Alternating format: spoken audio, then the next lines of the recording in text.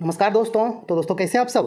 तो दोस्तों आप लोगों की तैयारी कैसी चल रही है। अच्छा से करते रहिए तैयारी। आप अपना 100% हमेशा देते रहिए और सफलता आपको एक दिन जरूर मिलेगी। ओके दोस्तों, यदि आप लोग एसएससी सीजीएल का, बिहार एसएससी सीजीएल का और एफसीआई के लिए अप्लाई किए हैं और जीके जीएस करंट अफेयर्स का एक अच्छा सा तैयारी करना चाहते हैं तो आप चैनल को जरूर सब्सक्राइब करें और इस वीडियो को लास्ट तक देखें। इस वीडियो में आज हम लोग बात करेंगे करंट अफेयर्स के क्वेश्चंस के ऊपर और अच्छा इसमें करंट अफेयर्स का क्वेश्चन दिए हैं और ये कोशिश करेंगे कि आपको 2021 का और 2022 का जो भी टॉप करंट अफेयर्स का क्वेश्चंस होगा आपको एग्जाम तक अच्छा से करवा दें 1 से 2 महीना में। ओके, तो आप लोग कंटिन्यू देखते रहिए और आप अपने दोस्तों में भी शेयर करिए और आपको यदि ये क्वेश्चन अच्छा लगेगा तो वीडियो को लाइक कर दीजिएगा। तो दोस्तों चले हम लोग वीडियो को शुरू करते हैं और जल्दी से इस वीडियो का सारा क्वेश्चन हम लोग अच्छा से देख लेते हैं। ओके, तो दोस्तों पहला क्वेश्चन क्या है कि सोलर एविएशन फ्यूल का इस्तेमाल करने वाली दुनिया की पहली एयरलाइन कौन बनी है।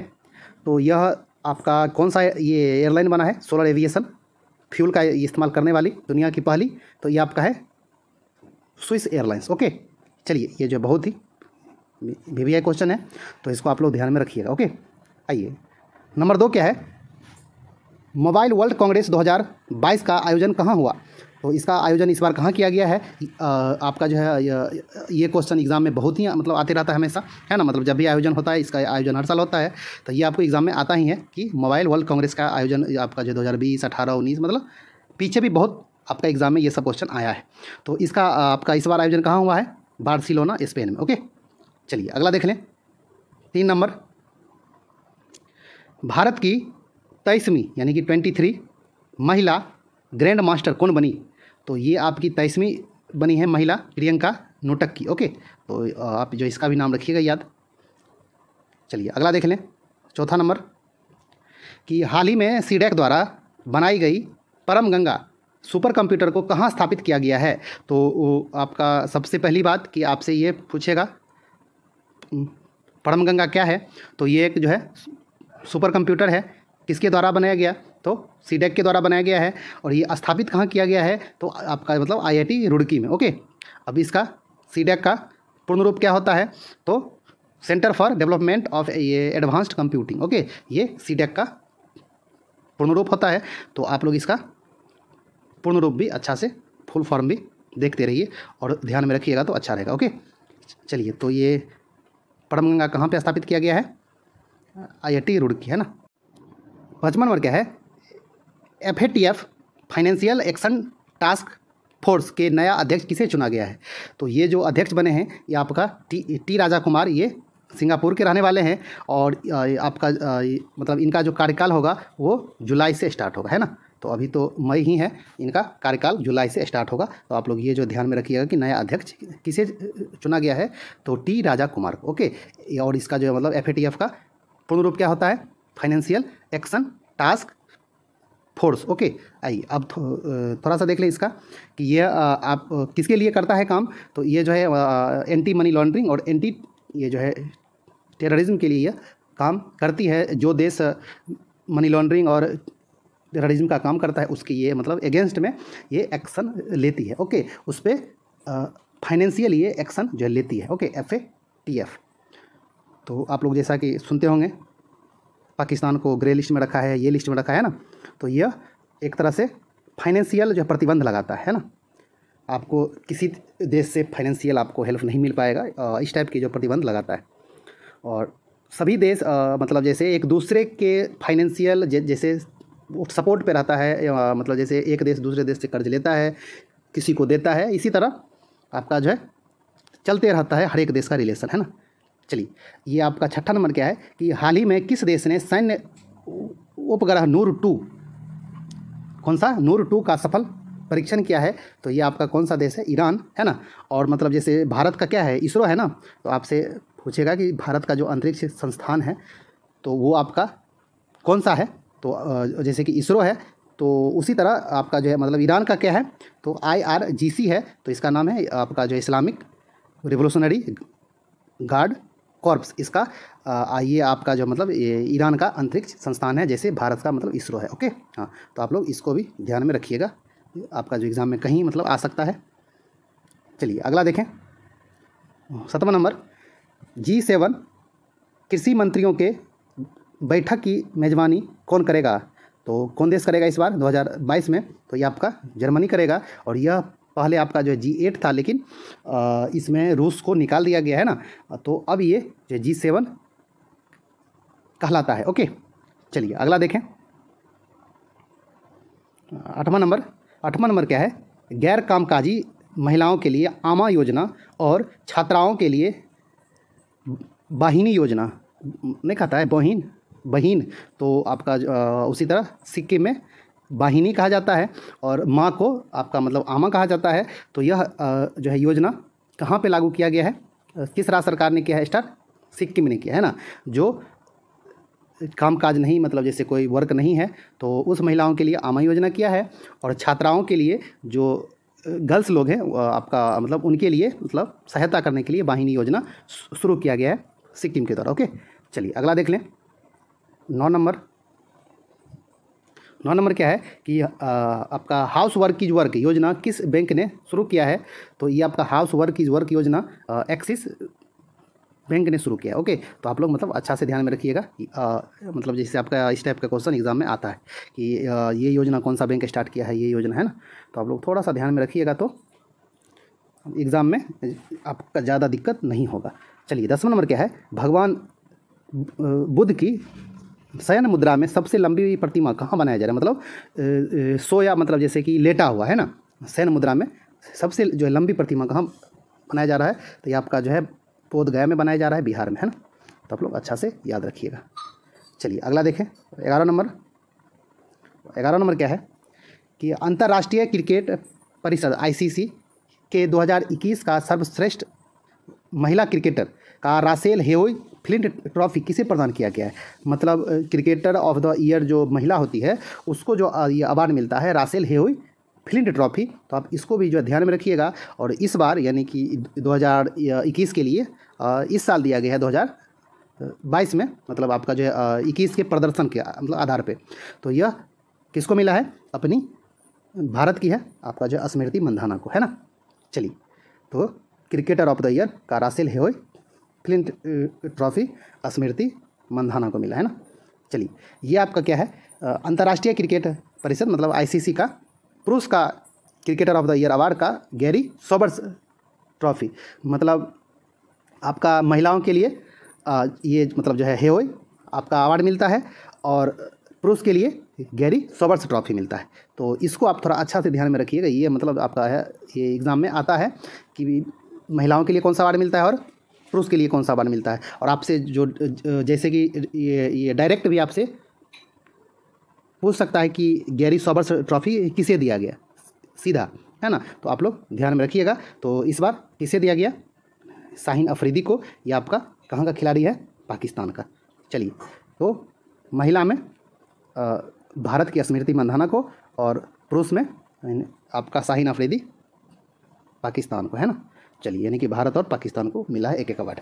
चलिए, ये 13 नंबर क्या है कि ICC का मतलब जैसे आपका यही है सर्वश्रेष्ठ उद्यमान खिलाड़ी पुरुष, मतलब आपका ये भी आता है कि emerging player of the year का अवार्ड किसे मिला है? मेन में, पुरुष में।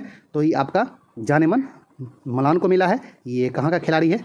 दक्षिण अफ्रीका का। ओके, चलिए अगला देखें। अब थोड़ा देख लें। महिला में ये emerging player of the year महिला में किसको मिला है? तो ये फातिमा सना को मिला है। ये कहाँ की है? पाकिस्तान की है। ओके, चलिए अगला देखें। तो ये सब जो क्वेश्चन है दोस्तों बहुत ही टॉप क्वेश्चन है, तो आप लोग इसको थोड़ा अच्छा से ध्यान में रखिएगा। चलिए, ICC के वर्ष 2021 का सर्वश्रेष्ठ एक दिवसीय खिलाड़ी महिला का अवार्ड किसे दिया गया है? ODI cricketer of the year, है ना। तो वो पहले वाला जो था वो मतलब क्रिकेटर ऑफ द ईयर, और अब आपका मतलब ये जो है ये ODI है, एक दिवसीय। तो एक दिवसीय में किसको मिला है? महिला में लीजे ली को मिला है। ये आपका कहाँ की खिलाड़ी है?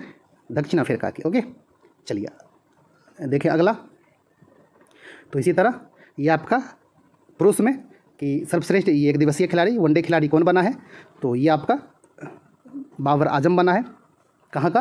पाकिस्तान का। ओके, हाँ, तो थोड़ा अच्छा से रखिएगा ध्यान है। मतलब सर्वश्रेष्ठ खिलाड़ी बना था cricketer of the year Garry Sobers trophy Shaheen Afridi था, और वनडे का पूछेगा तो बाबर आजम, दोनों यानी कि पाकिस्तान को ही मिला है ना।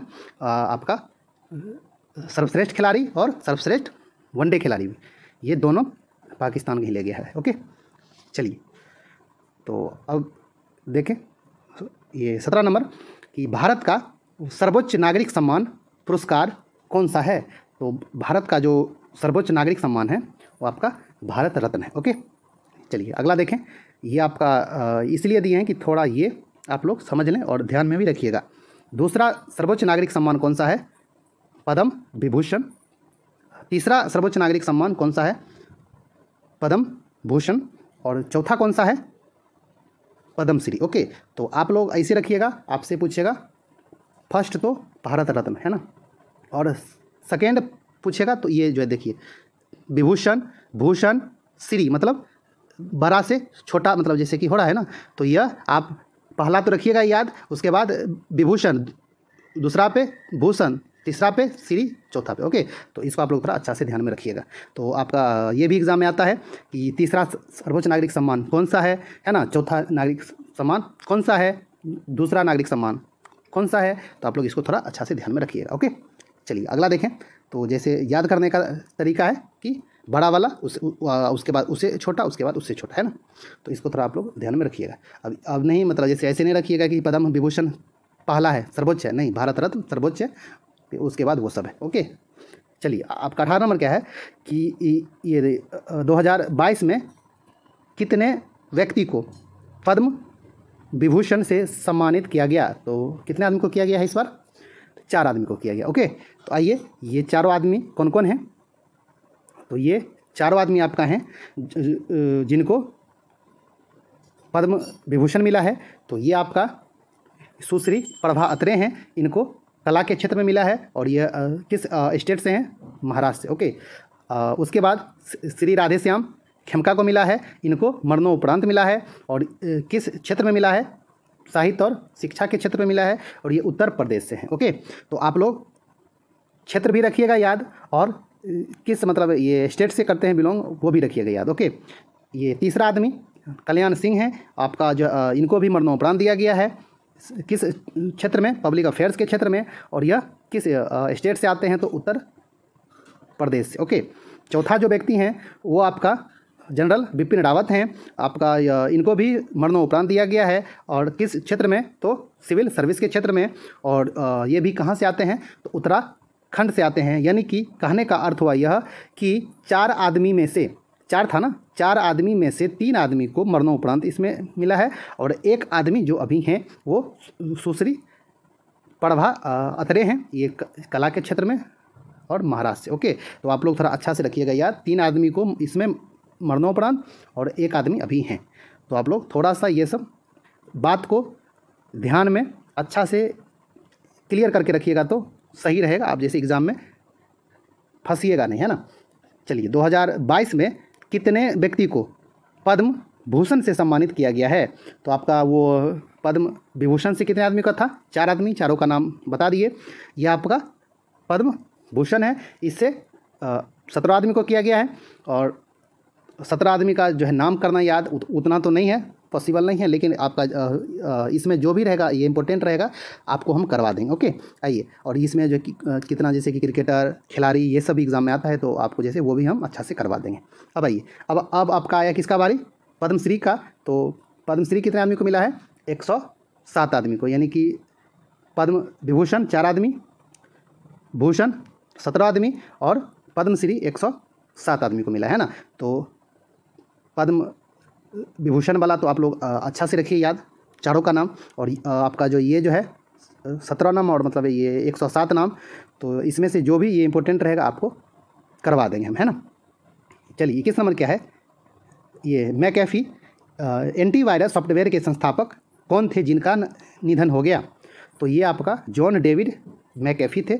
जो लोग कंप्यूटर चलाते होंगे तो ये मैकेफी के बारे में जानते होंगे। ये एक एंटीवायरस सॉफ्टवेयर है, और मतलब आप लोग भी याद रखिए, ये आपको एग्ज़ाम में आता है, और मतलब आएगा ही कि मैकेफी क्या है। एक एंटीवायरस सॉफ्टवेयर है जो कि जॉन डेविड मैकेफी के नाम पे रखा गया था, ये इसके संस्थापक थे इसलिए, है ना। चलिए आगे देखें, 22 नंबर, किस बैंक ने आरोग्यम हेल्थ केयर बिजनेस लोन शुरू किया है। तो कौन सा बैंक है? State bank of India, SBI। Okay, चलिए अगला देखें। 23 नंबर, दिल्ली सरकार ने दिल्ली खेल विश्वविद्यालय के प्रथम कुलपति नियुक्त किया है। किसे नियुक्त किया है? तो ये आपका कर्नब मल्लेश्वरी को नियुक्त किया है। और आप ऐसे भी कह सकते हैं कि ये जो है दिल्ली खेल विश्वविद्यालय के प्रथम महिला कुलपति भी बनी है। ओके, तो ये जो है दिल्ली सरकार कहने का अर्थ हुआ केजरीवाल जो भी है ना। चलिए अगला देखें। 24 नंबर क्या है? किस राज्य सरकार ने मुख्यमंत्री कोविड-19 परिवार आर्थिक सहायता योजना शुरू किया है? तो कौन सी सरकार? दिल्ली सरकार ने। ओके, चलिए अगला देखें। बहुत ही इंपॉर्टेंट क्वेश्चन, रेबीज मुक्त होने वाला देश का पहला राज्य कौन बना? तो छोटा सा राज्य कौन? गोवा। चलिए अगला देखें। 26 नंबर क्या है?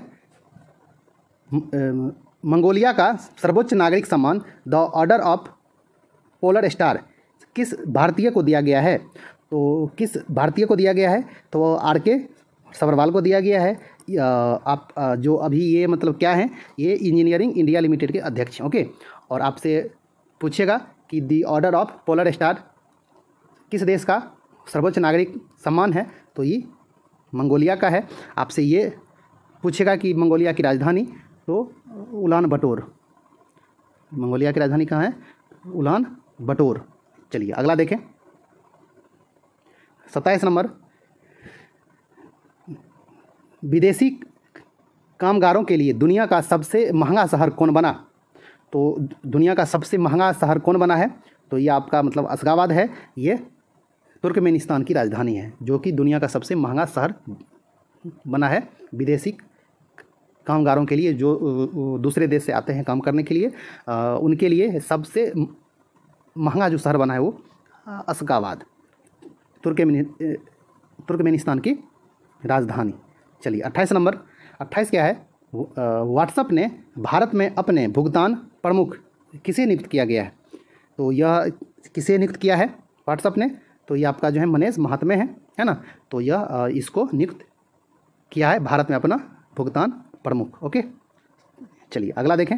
29 नंबर। 29 क्या है? गोल्डन राइस को रोपण की मंजूरी देने वाला प्रथम देश कौन बना?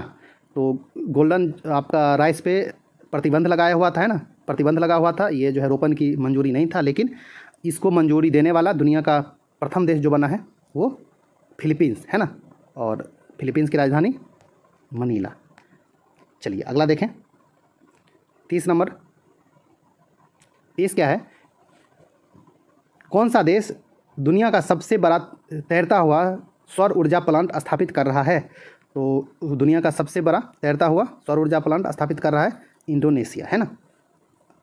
चलिए, और ये आपका जो है ये इंडोनेशिया की राजधानी पहले जकार्ता था और अभी कहाँ बन रहा है? कालीमंतन, है ना। चलिए अगला देखें। अंतिम नंबर 31। ये यूनेस्को ने 2021 में भारत के किस स्थल को विश्व विरासत सूची में शामिल किया है? तो किस स्थल को किया है? तो ये धौलावीरा कहाँ है? गुजरात में। और ये आपका हड़प्पाकालीन सभ्यता में आप लोग ये नाम सुने होंगे कि धौलावीरा कहाँ है। ये आपका गुजरात में है। और इस बार इसको आपका जो है ये यूनेस्को ने विश्व विरासत सूची में शामिल किया है। तो दोस्तों ये आपका 31 क्वेश्चन था। आपको ये वीडियो कैसा लगा? आप लाइक कर दें, और आप जो है अभी तक चैनल को सब्सक्राइब नहीं किए हैं तो सब्सक्राइब कर लें, और आप जो है इसी तरह कंटिन्यू अच्छा से देखते रहें, बने रहें। आपको धीरे धीरे करके करंट अफेयर्स का, GK GS का एक अच्छा सा तैयारी हो जाएगा। ओके, तो दोस्तों मिलते हैं एक अच्छा से न्यू वीडियो में। तब तक के लिए धन्यवाद। नमस्कार दोस्तों।